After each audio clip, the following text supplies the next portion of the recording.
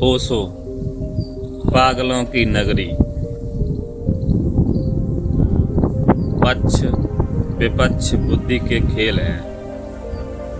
निष्पक्ष जब तुम देखोगे तभी तुम्हारा हृदय देखने में समर्थ हो पाएगा। तुम पक्ष विपक्ष में खड़े ही मत होना। तुम सीधे सीधे देखना। तुम आँख को दर्पण बनाकर देखना। तुम्हारी आँख देखने में कुछ भी न जोड़े। जो तुम्हारे सामने हो उसी को देखना। अगर तुम्हें राम में भी बुराई दिखाई पड़े तो देखना। अगर रावण में भी भलाई दिखाई पड़े तो देखना। तुम यह मत कहना कि यह रावण है, इसमें भलाई कैसे हो सकती है। यह तुम मत कहना कि ये राम है, इनमें बुराई कैसे हो सकती है। अगर तुमने ऐसी धारणाएं रखी तो तुम अंधे हो। तब तुम न तो चरित्र को देख पाओगे और न चरित्र को उपलब्ध कर पाओगे। निष्पक्ष होकर देखना। मुमकिन है निष्पक्ष आदमी खोजना, क्योंकि निष्पक्ष आदमी अगर हो तो कोई भी उसके पक्ष में न होगा।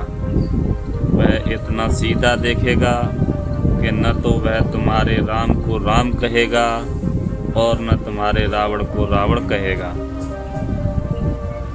रावण के मानने वाले उस पर नाराज होंगे कि तुम रावण के कुछ बुराई देखते हो। राम के मानने वाले नाराज होंगे कि तुम राम में कुछ बुराई देखते हो। सब अंधे उससे नाराज होंगे। आँख वाला अंधों के बीच में पड़ जाए तो सभी नाराज होंगे और अंधे पूरी कोशिश करेंगे कि तुम्हारी आँखों में कुछ गड़बड़ है, क्योंकि हम सब जैसा देखते हैं तुम क्यों नहीं देखते। अंधे कोशिश करेंगे कि तुम्हारी आँखों का ऑपरेशन कर दिया जाए, तब तुम बिल्कुल ठीक हो जाओगे। एक गांव में ऐसा हुआ, एक जादूगर ने एक कुएं में मंत्र फेंक दिया और कहा कि जब जो भी इसका पानी पिएगा पागल हो जाएगा। सारे गांव ने पानी पिया। एक ही कुआं था गांव में। एक और कुआं था, लेकिन वह राजा के महल में था। राजा बड़ा प्रसन्न हुआ और वजीर बड़े प्रसन्न हुए कि कम से कम हमारा अलग कुआं है। वो वजीर और राजा तो पागल नहीं हुए, पूरा गांव पागल हो गया। लेकिन शाम तक बड़ा तनाव फैलने लगा, क्योंकि राजा के पहरेदार, सिपाही, सैनिक सब पागल हो गए और गांव में एक अफवाह उड़ने लगी कि मालूम होता है राजा पागल हो गया है। शाम होते होते गांव में आंदोलन तैयार हो गया। लोग भीड़ लगाकर राजमहल के चारों तरफ इकट्ठा हो गए और उन सब ने चिल्लाकर कहा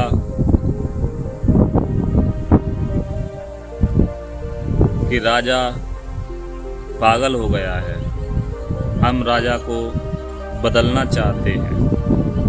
राजा छत पर आया। उसने वजीर से पूछा, अब क्या करना। उसने कहा, एक ही रास्ता है कि हम भी उसी कुएं का पानी पी लें। अब ये सब पागल हो गए हैं, मगर अब इनको कौन समझाए, और ये सभी हैं सहमत। अब हम इन्हें पागल दिखाई पड़ रहे हैं, हालांकि हमें पता है कि हम पागल नहीं हैं, लेकिन इससे अब कुछ होगा नहीं। अब देर न करें वजीर ने राजा से कहा कि आप लोगों को समझा कर रोकें, थोड़ी देर में पानी लेकर आता हूँ। भागा हुआ वह गया और कुएं से पानी भर लाया। दोनों ने पानी पिया, दोनों पागल हो गए। गांव उस रात भर उत्सव मनाता रहा कि हमारे राजा और वजीर की बुद्धि ठीक हो गई। धन्यवाद परमात्मा का। तुम जिस बस्ती में हो वह पागलों की है, पाखंडियों की है। तुम जिनके बीच हो उनके बीच शुद्ध आँख का पैदा करने में बड़ी कठिनाई होगी, लेकिन वह कठिनाई गुजरने जैसी है। शुद्ध आँख का पैदा कर लो, क्योंकि उनके बिना परमात्मा को देखने का कोई उपाय नहीं। सत्य को निष्पक्ष आँख ही देख सकती है, पक्षपात सभी असत्य हैं। ओशो।